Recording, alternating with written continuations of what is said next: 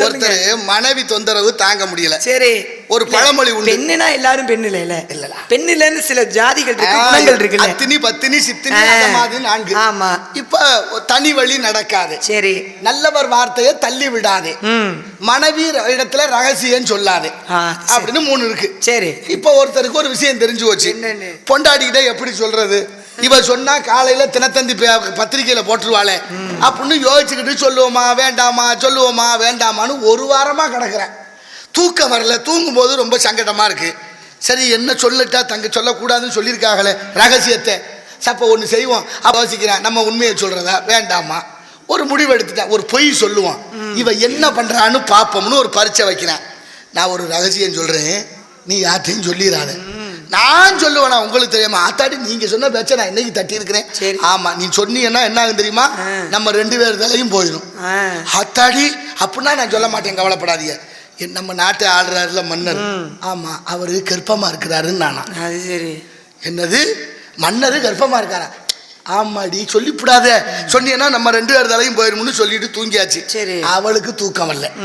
பக்கத்து வீட்டுல போய் பங்காசான்னு எழுப்புனா. நான் ஒரு விஷயம் சொல்றேன், யார்ட்டையும் சொல்லிவிடாத, தலை போயிடும். அக்கா நீ சொல்ற போது நான் யார்ட்டையாவது சொல்லுவேனா? நான் சொல்லவே மாட்டேன்னு சொல்லுக்கான்னா சொல்லிட்டு வந்துட்டா. அவ 4 வீடு தள்ளி போய் இன்னொருத்திக்கிட்ட சொன்னா. இப்படி சொல்லி மன்னர் கர்ப்பமா இருக்கிற விஷயம் மன்னர் மனைவிக்கு போய் தோழி சொல்லிட்டான். இப்ப மன்னர் மனைவி சொன்னா, எனக்கு சந்தேகமா தான் இருந்துச்சு, அந்தாலும் 3 நாளா வாந்தி எடுத்துக்கிட்டே இருக்கேன். அவ இருந்தாலும் பித்தத்துல வாந்தி எடுத்தா இவ சொல்றா 3 நாளா வாந்தி எடுத்துக்கிட்டே இருக்கேன். நம்பணும் இல்லையா? ஆமா. இப்ப மன்னர் அரண்மனைக்கு அந்த புறத்துக்கு வந்தோடனே, மன்னா நீங்க என்னமோ கர்ப்பமா இருக்கிறதா சொன்னால குளிக்கலையாமுல? நீங்க இல்லையா? நான் சரியா தினமும் குளிச்சுக்கிட்டு தானே இருக்கேன். இல்லைங்க, நீங்க மாசமா இருக்கலாம்.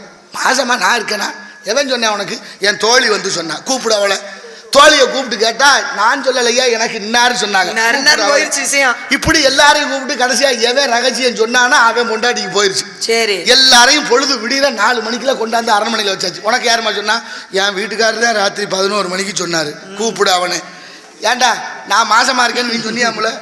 ஒரு கடிதத்தை எடுத்து கொடுத்தேன். அவன் மன்னர் படிச்சு பார்த்தாரு. தனி வழி நடக்காதே, நல்வழியை தட்டாதே, மனைவி கிட்ட ரகசியம் சொல்லாதேன்னு எழுதியிருந்துச்சு. அதனாலதான் ஐயா ஒரு பரீட்சையை வச்சேன், இவ என்ன பண்றான்னு பாக்கன்னு வச்சேன். ஏண்டா நீ பரீட்சை வைக்கிறதுக்கு நான் தான் ஒரு ராத்திரிக்குள்ள உங்க முன்னால கொண்டாந்து என்ன நிறுத்திட்டால ஐயா. இவளை நம்பி நான் எதையா சொல்றது? எப்படி இருக்கு பத்தியா?